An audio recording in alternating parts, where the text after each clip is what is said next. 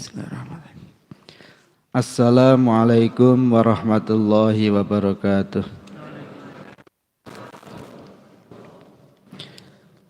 Alhamdulillahirabbil alamin. Wassalatu wassalamu ala asyrafil anbiya'i wa imamil mursalin wa ala alihi wa ashabihi ajmain, amma ba'd. Alhamdulillah wa syukrulillah ala ni'amillah. Pada pagi ini Allah masih memberikan kenikmatan yang luar biasa kepada kita. Salah satunya nikmat iman, nikmat Islam, sehingga kita bisa berkumpul di masjid ini untuk melaksanakan salah satu kewajiban kita, yaitu sholat subuh. Dan insya Allah kita sambung dengan thalabul ilmi. Yang kedua, sholawat dan salam marilah selalu kita haturkan kepada qudwah hasanah kita, Rasulullah Muhammad sallallahu alaihi wasallam, fi qaulina Allahumma salli wa sallim ala sayyidina Muhammad wa ala ali sayyidina Muhammad. Insyaallah pada pagi ini kita akan membahas tentang perkembangan ilmu-ilmu Islam. Bapak dan Ibu yang dirahmati Allah, jadi kita umat Islam ini adalah umat Muhammad sallallahu alaihi wasallam. Sebagaimana sering kita bahas bahwa sumber hukum dan sumber rujukan bagi kita umat Islam yang pokok itu dua, yaitu Al-Quran dan As-Sunnah. Umat Islam semenjak zaman sahabat sampai akhir zaman nanti sumber rujukannya dua, yaitu Al-Quran dan As-Sunnah. Al-Quran dan As-Sunnah itu sudah lengkap. Al-Quran itu sudah paripurna, membahas segala hal. Jadi tidak ada satupun kejadian kecuali pasti ada pembahasannya, ada jawabannya di dalam Al-Quran. Secara teori begitu dan faktanya memang begitu. Cuma yang perlu kita pahami bahwa untuk bisa memahami isi Al-Quran dengan pemahaman yang benar, dengan pemahaman yang utuh, kita ini butuh ilmu-ilmu tertentu. Dan ilmu itu sebetulnya sudah ada semua di zaman sahabat, di zaman Rasulullah. Cuma ilmu itu baru ditulis, baru dibahas secara komprehensif itu pada masa-masa tertentu, sesuai dengan situasi yang berkembang pada masa tertentu. Sehingga meskipun rujukan kita itu Al-Quran dan As-Sunnah, tetapi kita itu tidak bisa memahami Al-Quran dan Sunnah sebagaimana dulu para sahabat. Karena seiring perkembangan zaman itu memang muncul perkembangan-perkembangan, bahkan kadang-kadang itu muncul komplikasi-komplikasi. Ini yang penting untuk kita pahami. Pembahasan kita mungkin agak sedikit rumit, jadi mohon bisa dicermati dengan sangat baik. Jadi Al-Quran itu turun kepada Rasulullah Sallallahu Alaihi Wasallam itu bukan sekaligus, tapi turun secara berangsur-angsur selama kurang lebih 23 tahun sesuai dengan situasi dan kondisi. Karena itulah kemudian kadang-kadang turunnya ayat itu nanti biasanya didahului oleh sebab tertentu.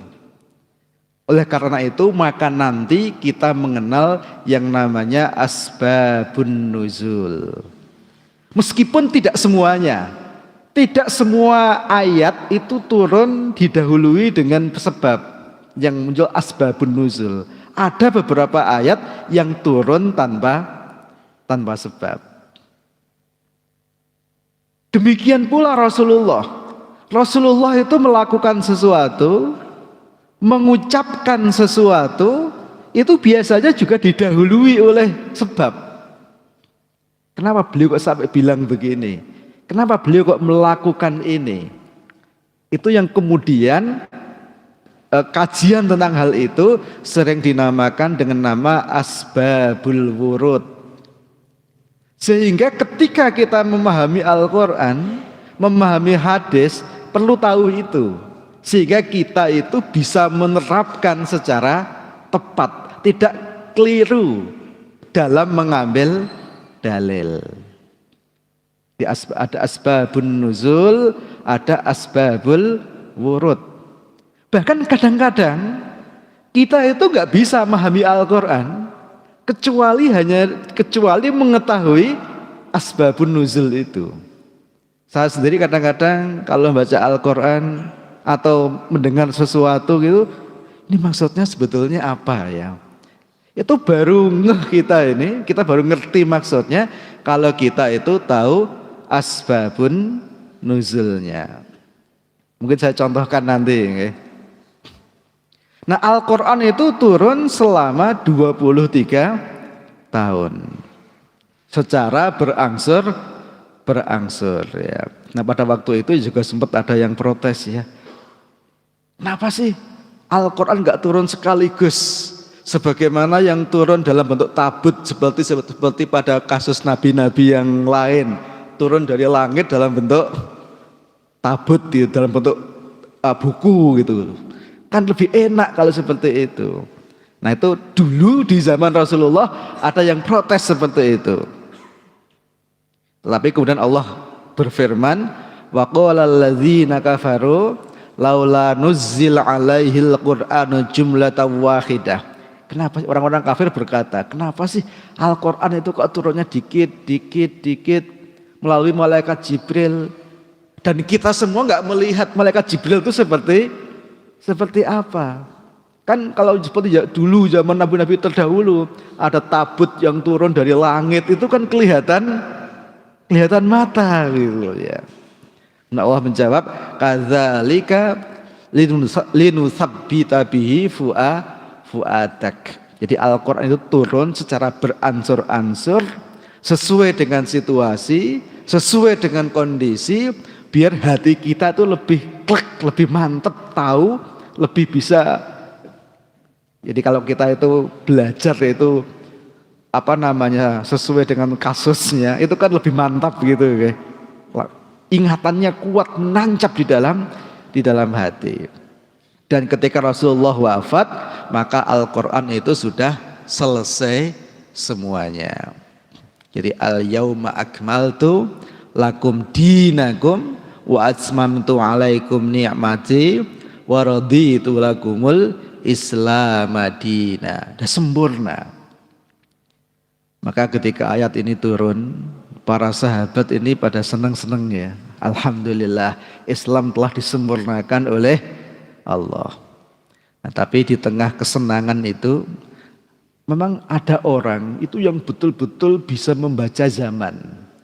Nah, salah satunya itu sahabat Nabi, yaitu sahabat Abu Bakar As-Siddiq.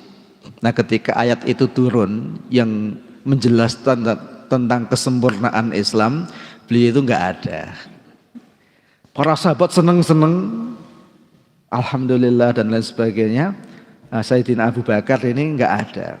Nah, biasanya padahal Abu Bakar ini orang yang akan selalu ada, menyertai umat, menyertai masyarakat itu. Apapun kondisinya beliau selalu ada. Kok nggak ada, dicari. Ternyata beliau itu sedang menyendiri, sedang nangis. Ini orang yang tahu zaman ya. Akhirnya ditanya oleh para sahabat, wahai Abu Bakar, kenapa Anda nangis? Bukankah ini hari yang menyenangkan, di mana Allah telah menyempurnakan Islam kepada kita?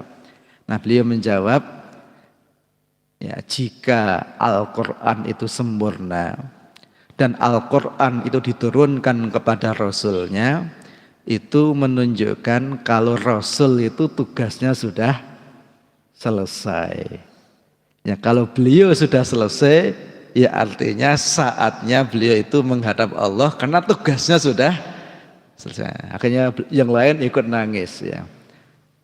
Jadi memang beliau itu orang yang mendahului zaman karena bisa melihat tanda-tanda zaman. Dan sebetulnya setiap kejadian itu pasti ada cirinya, ada tandanya. Cuma tidak semua orang itu bisa melihat tanda zaman. Mau ada gempa itu ada tandanya sebetulnya. Mau ada tsunami ada tandanya. Mau kiamat ada tandanya. Termasuk orang mau mati itu ada tandanya. Setiap kejadian itu diawali dengan kejadian sebelumnya. Cuma tidak semua orang itu mampu melihat tanda-tanda zaman. Nggak bisa, nggak semuanya ya. Maka ketika Rasulullah itu wafat, ganti semua orang menangis. Yang tidak menangis adalah Abu Bakar. Kenapa beliau tidak menangis? Karena beliau sudah menangis sebelumnya, gitu ya. Karena beliau udah tahu. Cuma kapan itu yang persisnya beliau tidak tahu. Akhirnya Rasulullah wafat, maka Islam Al-Quran itu sudah turun secara sempurna. Dan ketika Al-Quran itu turun, maka Al-Quran itu langsung dihafal oleh para sahabat dan ditulis. Ada yang ditulis di pelapah kurma, ada yang ditulis di kulit unta, ada yang ditulis di lempengan-lempengan batu, pokoknya ditulis. Dan itu ada yang dibawa sahabat A, ada yang dibawa sahabat B, ada yang dibawa oleh sahabat C, dan lain sebagainya, dan lain sebagainya. Tapi Al-Quran itu sudah turun secara sempurna.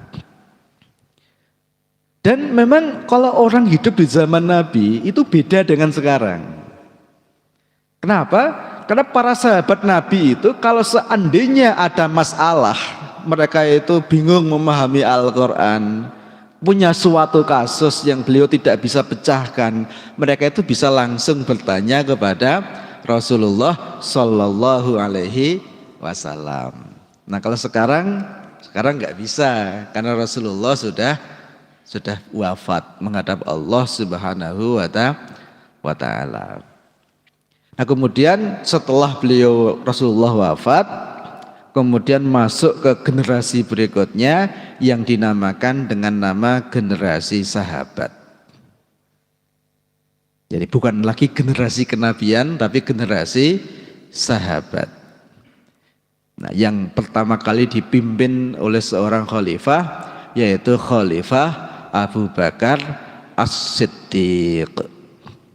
Ya ceritanya panjang ya, tapi intinya begitu. Nah, ketika pada masa Abu Bakar As-Siddiq ini, maka dakwah Islam itu semakin gencar. Jadi bukan wafatnya Rasul itu bukan membuat dakwah semakin melempem, bukan. Tapi wafatnya Rasul itu membuat dakwah ini semakin gencar. Maka Islam didakwahkan kemana-mana, terjadi dinamika. Dan salah satu dinamika yang terjadi pada masa Sayyidina Abu Bakar, pada masa Khalifah Abu Bakar adalah pada waktu itu terjadi peperangan. Jadi perang besar terutama dengan orang-orang murtad ya. Karena pada waktu itu ya di zaman Rasul, di masa-masa akhir Rasul itu banyak orang yang masuk Islam itu karena ketakutan. Akhirnya masuk Islam tanpa ada penghayatan. Nah begitu Rasulullah wafat, nah maka banyak di antara mereka yang masuk Islamnya itu karena ketakutan, maka akhirnya mereka itu keluar dari Islam. Dan pada waktu itu juga ada distraktor ya, ada pengacau akidah, yaitu adanya nabi palsu yang bernama Musailamah al-Kadzab. Jadi memang di setiap zaman itu yang memalsukan itu ya ada ya. dengan bentuk dan ragam yang berbeda. Itu ada Musailamah Al-Kadzab. Nah, di dalam perang besar itu, yaitu terutama di perang Yamamah itu banyak sekali penghafal Al-Quran, para sahabat Nabi itu yang wafat. Banyak para sahabat yang wafat. Jadi memang sahabat ini diberi kelebihan oleh Allah. Jadi bukan hanya sahabat sebetulnya. Orang-orang yang hidup di zaman Nabi itu memang luar biasa. Banyak di antara mereka itu yang sekali dengar hafal, itu banyak. Sekali dengar itu hafal. Jadi kalau Rasulullah itu memberikan tausiah seperti ini misalnya, mereka itu hafal sampai titik koma. Nah kalau kita kan enggak ya. Kalau kita itu kan hanya menangkap intinya itu. Wah, tadi ngaji di mana? Di At-Taufik. Yang ngisi siapa? Ngisi Pak Anam. Bahas apa? Bahas apa ya? Kayaknya itu hadis-hadis atau apa gitu pokoknya ya. Gitu. Itu kalau kita ya. Nah kalau yang memperhatiin beneran, wah tadi itu bahas tentang perkembangan ilmu begini-begini gitu. Bahas apa ya tadi itu ya? Saya tuh dengar kelumit-kelumit itu hadis, Quran atau apa gitu. Pokoknya gitulah gitu. Itu kalau kita ya. Nah, kalau sahabat itu enggak. Kalau sahabat itu banyak yang sekali dengar hafal. Ada yang 2 kali dengar hafal. Ada yang 3 kali hafal gitu. Sehingga memang mayoritas sahabat Nabi itu hafal Al-Quran. Mayoritas. Hanya 1-2 aja yang tidak hafal. Kebalikan dengan kita. Okay? Kalau kita 1-2 yang hafal. Mayoritas tidak hafal ya. Nah di dalam perang Yamamah itu banyak sekali penghafal Al-Quran yang wafat. Nah pada waktu itu kemudian Umar ini melihat, wah ini bahaya bagi kelanjutan Islam. Kalau tidak ada upaya-upaya serius untuk menangani masalah ini. Nanti bisa jadi ada masyarakat yang di situ tidak ada yang hafal Al-Quran. Nah ini bahaya. Maka kemudian Umar bin Khattab ini datang menemui Abu Bakar. Ya, kenapa Abu Bakar? Ya karena Abu Bakar itu pemimpin, khalifah. Jadi kalau ada apa-apa yang memang mengadunya masyarakat itu ya kepada khalifah. Nah khalifah inilah yang nanti akan mengambil keputusan untuk menyelesaikan masalah. Nah yang repot itu ketika kehidupan tidak ada khalifah. Jadi kita nggak tahu mengadu ke siapa gitu. Maka Umar ini mengadu kepada khalifah Abu Bakar. Umar berkata, perang ini langsung aja bahasa Indonesianya aja ya, bahasa Arabnya ini kepanjangan. Jadi Umar berkata begini kepada Abu Bakar, perang Yamamah telah mengorbankan para penghafal Al-Quran. Perang Yamamah ini perang melawan orang-orang murtad itu, ya, perang Yamamah. Banyak mengorbankan para penghafal Al-Quran. Dan aku maksudnya Umar ya, aku khawatir peperangan terus terjadi di desa-desa dan kampung-kampung tempat tinggal penduduk yang akan melenyapkan banyak Al-Quran. Jadi akhirnya terbunuhnya sahabat Nabi, berarti hilangnya Al-Quran. Maka aku berpendapat bagaimana kalau Al-Quran itu kita kumpulkan. Saat ini kan tidak, Al-Quran itu masih berserakan di mana? Di mana-mana. Ini kalau yang wafat ini banyak, bisa jadi suatu saat nanti tidak ada lagi penghafal Al-Quran. Sementara Al-Quran itu tidak dikumpulkan jadi satu, bisa jadi fitnah di kemudian hari. Ini usulan Sayyidina Umar kepada Sayyidina Abu Bakar sebagai seorang khalifah. Maka kemudian Abu Bakar berkata begini, wahai Umar, pendapatmu itu bagus. Tapi bagaimana mungkin aku melakukan sesuatu yang tidak pernah dilakukan oleh Rasulullah? Jadi beliau menghadapi dilema. Jadi beliau ingin meniru Rasulullah. Rasulullah itu kan Al-Quran tidak dikumpulkan. Tapi kemudian Umar ini meyakinkan. Ya betul, mungkin diskusinya panjang ya. Ya meniru itu ya meniru. Tapi ini tuh bahaya kalau tidak diambil keputusan. Bisa jadi nanti itu orang itu beda Al-Qur'annya. Karena mereka menemukan Quran yang beda-beda. Nah, ini bahaya untuk masa yang akan datang. Betul, ini enggak terjadi, ini Rasul enggak melakukan ini. Rasul tidak mengumpulkan Al-Quran. Tapi ini baik bagi kita, itu harus kita lakukan. Kalau tidak bahaya ini. Sampai akhirnya Abu Bakar sebagai seorang pemimpin itu merasa yakin, membulatkan tekad. Oh iya betul, ini memang harus diambil sikap seperti itu, keputusan seperti itu. Kalau tidak itu bahaya. Nah ini juga penting bagi kita, okay? Jadi kadang-kadang kita itu perlu berpikir secara komprehensif. Jangan dikit-dikit, itu kan nggak ada di zaman Rasul gitu ya. Jangan dikit-dikit gitu ya. Jadi masalah itu harus difahami dengan utuh. Maka kemudian akhirnya Abu Bakar meyakinkan diri bahwa Al-Quran ini akan dikumpulkan. Nah kemudian pada waktu itu salah seorang sekretaris Nabi penulis mushaf itu masih ada, yaitu yang namanya Zaid ini, Zaid bin Thabit ini adalah penulis Al-Quran yang hidup yang memang dia diminta Rasul untuk menulis Al-Quran. Nah kemudian Zaid bin Thabit ini dipanggil oleh Sayyidina Abu Bakar.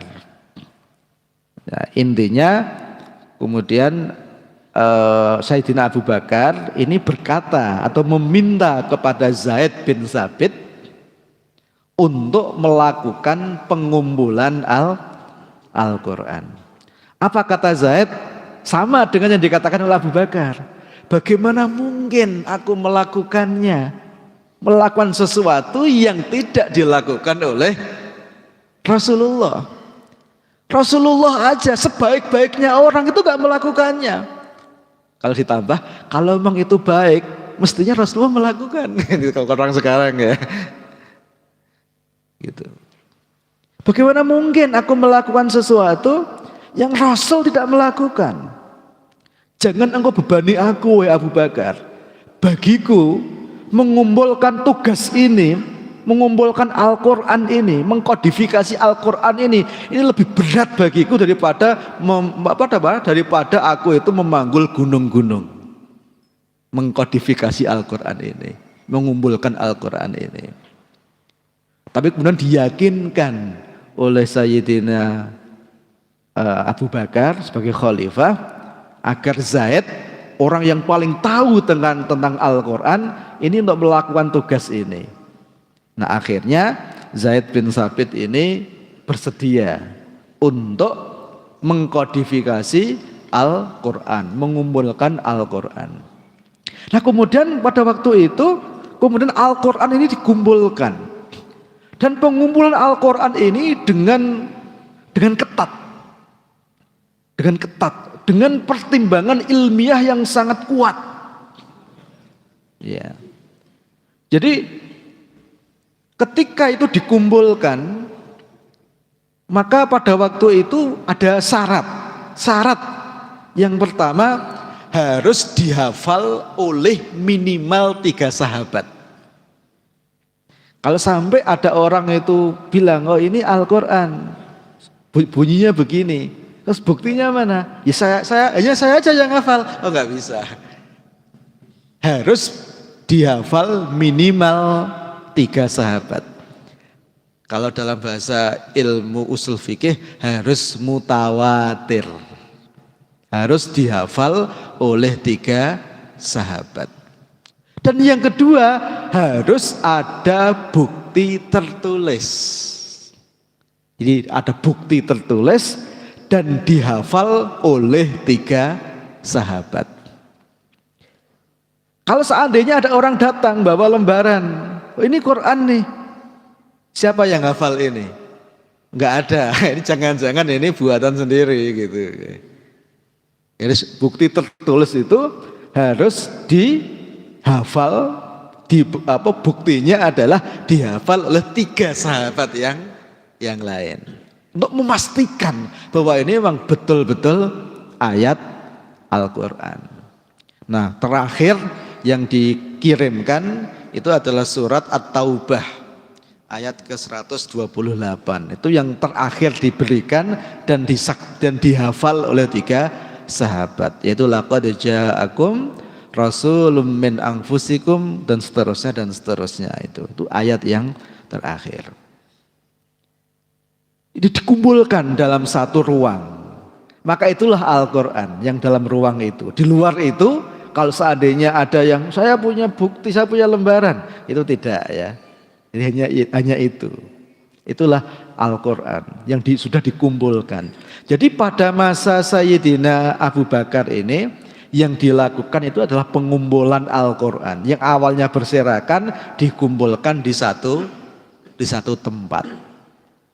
Karena tadi itu untuk menjaga Al-Quran ini. Akan ya ini, selain ini berarti bukan Al-Quran. Nah, Rasulullah sendiri nggak melakukan itu. Nah, ini baru dilakukan pada masa Sayyidina Abu Bakar. Nah, kemudian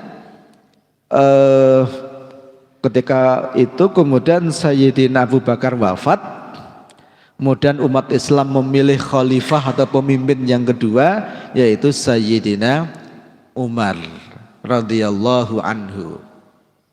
Ya. Nah, kemudian Al-Quran itu disimpan di suatu ruang, yaitu di salah satu istrinya Nabi, Hafsah ibnu Umar, bintu Umar. Disitulah disimpan.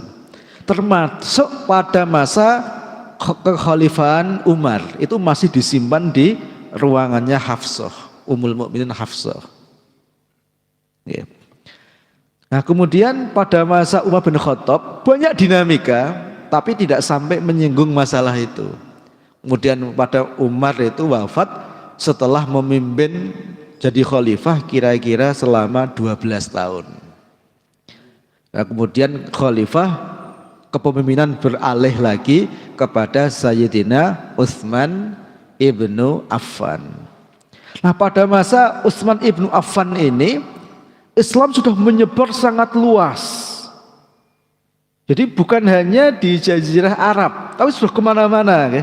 Sudah ke utara, ke arah Syam, sudah ke arah timur sampai ke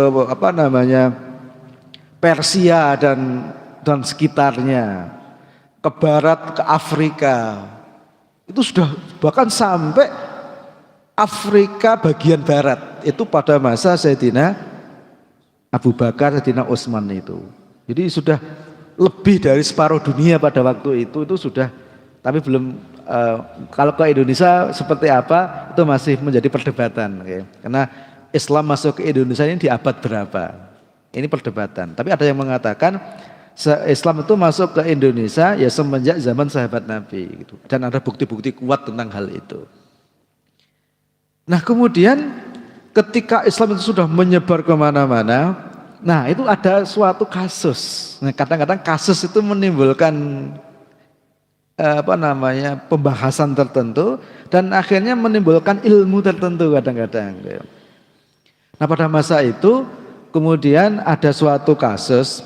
Ini nanti bisa dibaca di dalam ilmu Quran atau di dalam ilmu usul fikih. Ini dijelaskan dengan panjang lebar ya. Jadi pada suatu saat, jadi sahabat Hudzaifah bin Yaman ini datang kepada Utsman ya. Dan beliau itu pada waktu itu menaklukkan atau membebaskan daerah Syam dan kemudian menaklukkan Armenia, Azerbaijan, Irak dan lain sebagainya. Dan Hudzaifah bin Yaman, sahabat Nabi ini kaget bagaimana orang-orang di daerah tersebut itu membaca Al-Quran. Ternyata mereka itu ketika membaca Al-Quran itu beda dengan yang dibaca sahabat Nabi yang ada di Madinah. Kaget, kok gini caranya baca Al-Quran? Di daerah yang lain beda lagi. Kaget beliau ini. Akhirnya begitu beliau sampai di ibu kota, sampai di Madinah, nah sahabat Hudzaifah ini lapor kepada khalifah, kepada Sayyidina Utsman Ibnu Affan. Beliau mengatakan, wahai Amirul Mukminin, aku menjumpai umat ini berselisih tentang Al-Quran. Sebagaimana perselisihan yang dilakukan oleh orang Yahudi dan orang Nasrani. Wah, ini bahaya ini. Jadi Anda sebagai seorang pemimpin harus mengambil langkah-langkah yang tepat untuk mengatasi hal ini. Nah kemudian setelah beliau mendapat laporan itu, wah ini benar ini ya, ini bahaya ini kalau ini tidak diambil keputusan yang tepat ini tentang masalah Al-Quran ini. Nah kemudian waktu itu sahabat Nabi Zaid bin Tsabit masih hidup ya. Nah kemudian karena beliau adalah orang yang paling tahu Al-Quran, kan beliau adalah penulis Al-Quran, beliau adalah orang yang menjadi ketua panitia pengumpulan Al-Quran, maka pada masa Sayyidina Utsman beliau mendapat tugas lagi untuk menyalin Al-Quran, untuk menyalin Al-Quran ya. Ya, karena beliau itu adalah seorang. Kemudian Utsman berkata, siapa orang yang bisa menulis? Nah, dijawab, penulis Rasulullah, penulis atau sekretaris di zaman Rasulullah adalah Zaid bin Tsabit. Dan beliau bertanya lagi, siapa orang yang paling pintar bahasa Arabnya? Dijawab oleh para sahabat, orang yang paling pintar bahasa Arab pada waktu itu orang Arab semuanya. Okay? Orang yang paling pintar bahasa Arab itu adalah Sa'id bin As. Nah kemudian akhirnya Sayyidina Utsman ini memberikan tugas kepada dua orang ini, yaitu Zaid bin Tsabit dan Sa'id bin As. Nah, akhirnya Sa'id ini tugasnya adalah mendikte Al-Quran. Nah, kemudian Sa'id bin As ini yang menulis Al-Quran. Kemudian Al-Quran yang tersimpan di ruangan Hafsah itu dipinjam,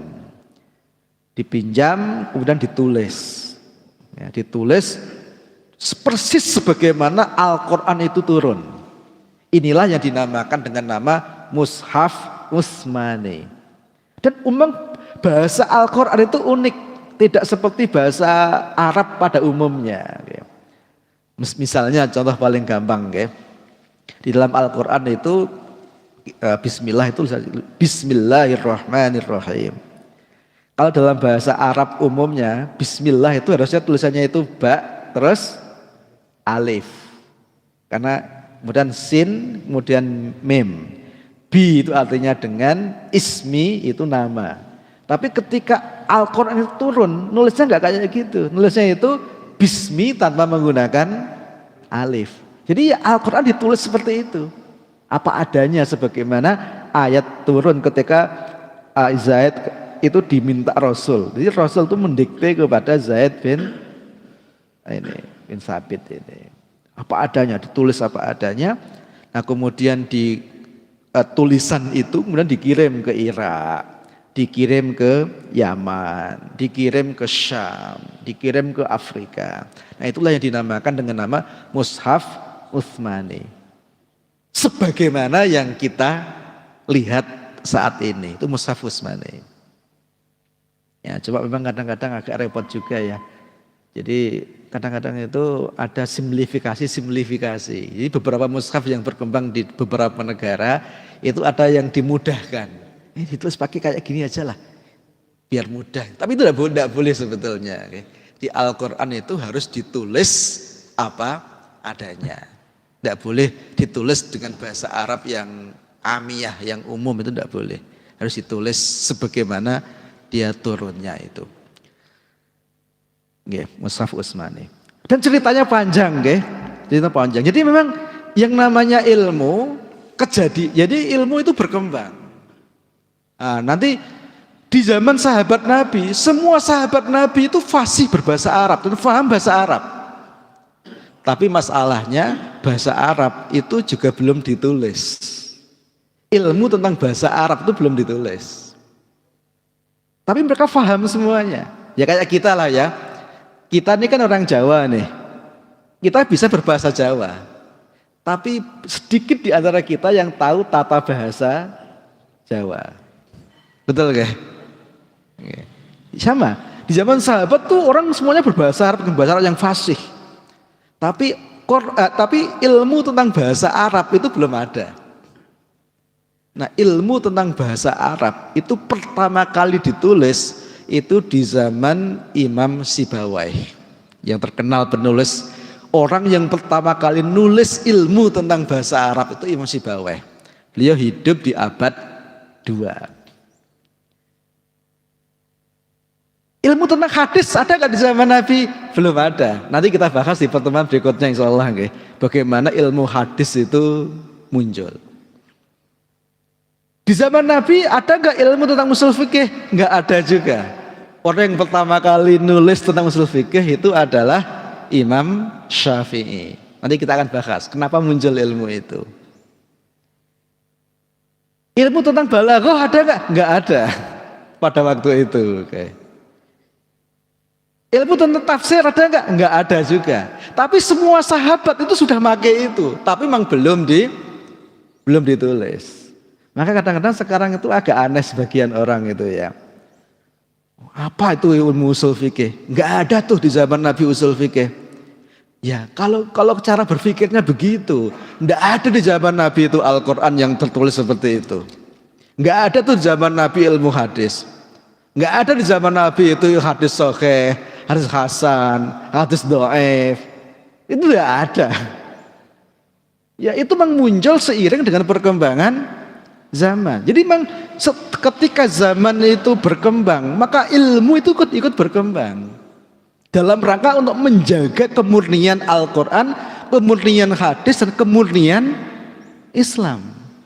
Sehingga memang generasi-generasi yang muncul berikutnya untuk memahami Quran dan hadis dengan benar itu butuh banyak ilmu. Beda dengan para sahabat. Kalau para sahabat memang hidup ketika Al-Quran itu turun dan hidup ketika bahasa Arab itu masih aslinya. Gitu. Kalau kita enggak, kita hidup di era yang sudah agak lain. Jangankan kita yang hidup di masa sekarang. Bahkan Imam Syafi'i itu kan hidup di abad kedua Hijriah.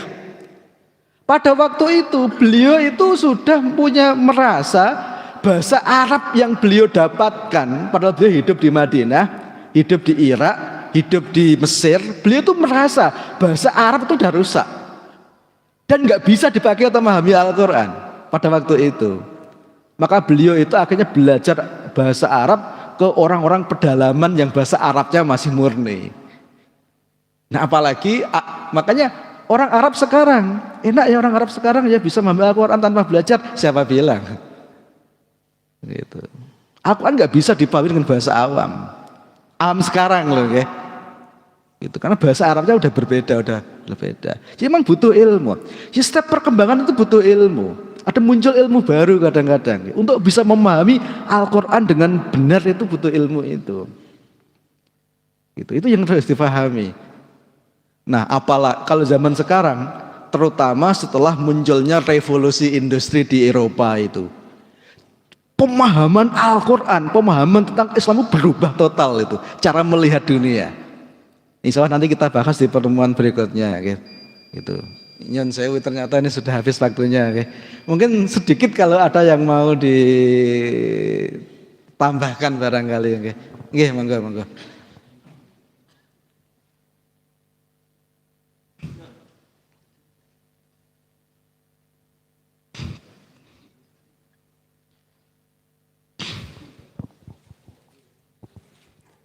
Assalamualaikum warahmatullahi wabarakatuh. Waalaikumsalam warahmatullahi wabarakatuh. Demikian Ustadz, mengapa dalam susunan Al-Quran itu kok tidak sama dengan turunnya Al-Quran. Itu yang pertama. Yang kedua, ada beberapa ayat di awal surat itu kan ada yang tidak bisa mengartikan. Contohnya Alif, Lam, Mim, dan Yasin dan sebagainya. Itu kan banyak yang tidak bisa diartikan. Itu sebabnya apa? Itu aja, terima kasih. Assalamualaikum warahmatullahi wabarakatuh. Waalaikumsalam warahmatullahi wabarakatuh. Ustaz Hasan.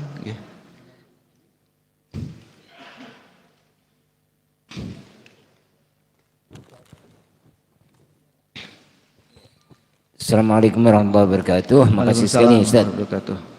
Pertanyaan pertama hampir sama dengan apa yang ditanyakan oleh penanya pertama. Hanya saya akan memperjelas, kepingin supaya ada penjelasan bagaimana sih sebetulnya kok inisiator sampai Al-Quran itu ditulis dan urut-urutannya itu. Kenapa padahal ayat yang pertama turun itu adalah suratul Alaq. Lalu itu ditulis surat Fatihah katakan ya, atau Baqarah. Nah itu siapa sih sebelumnya dan inisiator sampai menulis serta siapa guidance untuk menulis seperti yang mushaf yang ada sekarang ini. Berikutnya, bagaimana kita bisa berargumen kepada mereka yang sinis terhadap Al-Quran yang mengatakan apakah Al-Quran yang ada sekarang ini sama dengan Al-Quran dulu? Karena dulu kan waktu ayam Rasul sampai sahabat itu kan tidak ada sakalnya tuh. Tulisan Arab itu kan tidak ada fathah, kasroh, dhammah dan sebagainya. Bagaimana kita harus memberikan penjelasan hal ini? Terima kasih. Nggih, terus. Assalamualaikum. Nggih, yang pertama tentang urutan ayat. Nah, urutan ayat itu tauqifi. Memang dari Rasulullah. Itu adalah wahyu dari Allah, urutan ayat.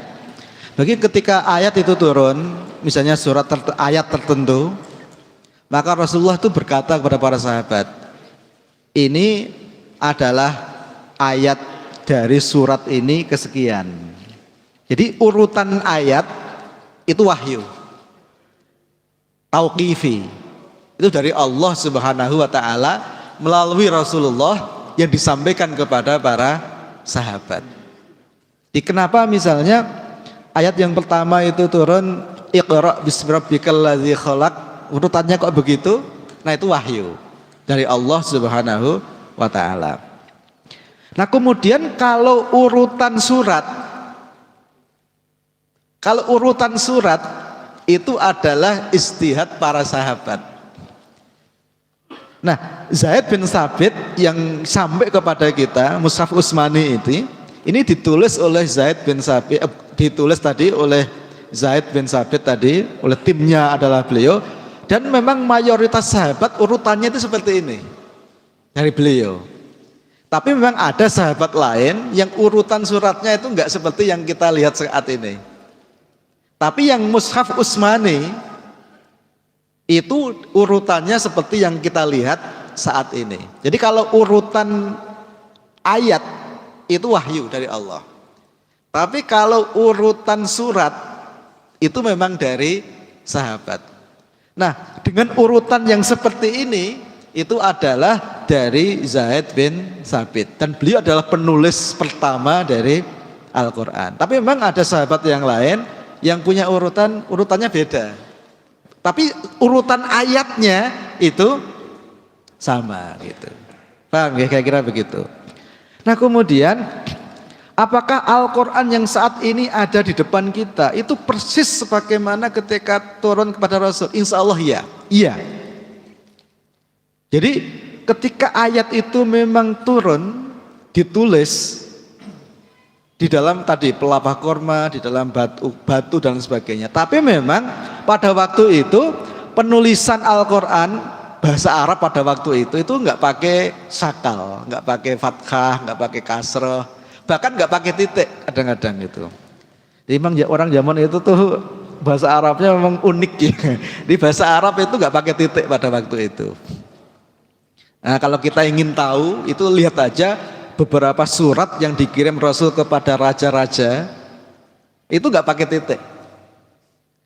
Wah itu sulit memang ya, kecuali kalau orang yang betul-betul punya paham pemahaman bahasa Arab yang. Nah kemudian memang dalam perkembangannya ini kalau nggak pakai titik, ini mungkin generasi berikutnya kesulitan. Akhirnya dikasih titik untuk memudahkan. Itu hanya dalam rangka untuk memudahkan. Bahkan dikasih titik itu mungkin masih sulit kalau nggak pakai syakal, nggak pakai harokat. Maka itu untuk memudahkan. Bahkan di zaman sekarang, wah ini kadang-kadang ada yang keliru, itu biguna dibaca tanpa guna, ikhfa dibaca izhar. Kadang-kadang mushaf yang sekarang itu hanya teknis saja, dikasih warna, ada yang warna merah, ada yang warna biru, dikasih tanda mim, ini wakaf lazim, ini harus berhenti. Kemudian dikasih ada yang sakta, dikasih titik 3, ini berhenti di salah satu. Itu hanya dalam rangka memudahkan. Di zaman itu memang itu nggak ada, karena waktu itu memang orang itu udah familiar dengan bahasa Arab. Memang dalam perkembangannya kadang-kadang butuh seperti itu untuk memudahkan. Bahkan yang namanya kitab, jadi jenengan kalau beli kitab, katakan aja kitabnya Imam Ghazali, kitab Ihya Ulumuddin. Itu kalau jenengan beli di sekarang tahun 2022, itu cara tulisannya itu beda dengan kitab yang ditulis di misalnya tahun 70-an. Jadi kalau kita tuh beli kitab di tahun 70-an, itu modelnya tuh ndelojer, nggak ada nggak ada paragrafnya, jadi nggak ada titiknya, itu nggak ada. Maksudnya titik akhir kalimat, titik lanjut lagi, itu nggak ada. Itu betul-betul memang orang-orang yang bisa baca kitab itu memang orang harus punya imajinasi dan ilmu yang kuat. Karena nggak ada titiknya, dia harus tahu ini titik, ini koma, itu tahu sendiri gitu. Tapi dengan ilmu nahwu itu bisa diketahui memang, ya, tahu. Nah kalau sekarang lebih enak, kita beli kitab itu sudah ada paragrafnya, udah dikasih titiknya. Bahkan kalau kita tuh beli kitab kuning sekarang itu lebih enak lagi. Itu kadang-kadang sudah ada ininya, maknanya dalam bahasa Jawa itu sudah ada kalau sekarang kalau kita beli itu. Ini untuk memudahkan, dalam rangka memudahkan kita yang ya, tapi memang kadang-kadang ketika ilmu itu dimudahkan, sebetulnya kan harusnya membuat kita lebih serius ya. Tapi kadang-kadang ya ketika semakin dimudahkan, kadang-kadang kita tuh malah semakin terlena, sehingga akhirnya malah nggak ngerti kadang-kadang itu ya. Ya seperti orang-orang dulu itu, seperti ibu saya kan pedagang di pasar ya. Kalau ada orang yang beli, saya beli telur, beli ini langsung tek gitu hitungannya ya. Kalau saya disuruh kayak gitu nggak bisa, harus pakai kalkulator. Oh ini 1000 tambah 1500 tambah 1750 gitu baru bisa. Kalau ibu saya otaknya itu, ibu saya lulusan SD ya, otaknya itu kayak kalkulator. Iya beli telur setengah kilo, beras 2 kilo, minyak 3 liter, langsung tek ya sekian ribu gitu. Saya tuh belum aja kalau sekarang ya bisa ya karena dia terlatih. Kalau kita kan enggak, kita terbiasa pakai kalkulator, sehingga akhirnya otaknya ini enggak terbiasa seperti itu. Oke. Ya tapi sebetulnya itu dalam rangka untuk memudahkan. Ini barangkali itu kayaknya ini terlalu lama waktunya. Semoga ada manfaatnya. Insya Allah nanti ke pembahasan berikutnya insya Allah kita bahas tentang bagaimana usul fikih itu muncul, bagaimana ilmu hadis itu muncul dan lain sebagainya. Barakallahu li wa lakum wa nafa'ani wa iyyakum bima fihi minal ayati wa dzikril hakim innahu huwas samiul alim. Assalamualaikum warahmatullahi wabarakatuh.